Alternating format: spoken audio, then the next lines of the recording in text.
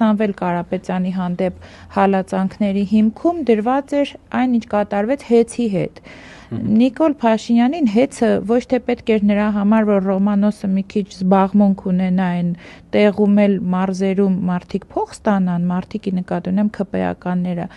այլ Նիկոլ Փաշինյանը եւ Իլհամ Ալիևը երկուսն էլ հայտարարեցին, որ Հայաստանի եւ Ադրբեջանի էներգետիկ համակարգերը պետքա նույնականացվեն, սինխրոնիզացվեն։ Եթե հեծը լինում էր Սամվել Կարապետյանի գլխավորած հեծը, այն հեծը, որը մենք տեսել ենք ու ունենք, բնականաբար բացառվում էր, որ Ադրբեջանի հետ գնար որևէ սինխրոնիզացիա։ Իսկ Սամվել Կարապետյանի հանդեպ հետապնդումը ոչ միայն հայ առաքելական եկեղեցուն սատար կանգնելու համար էր, նաև Ադրբեջանի հետ էներգետիկ համակարգերի սինխրոնիզացիայի համար։ Ընտրությունից առաջ այդ ադմինիստրատիվ ռեսուրսներ էր պետք, չէ՞,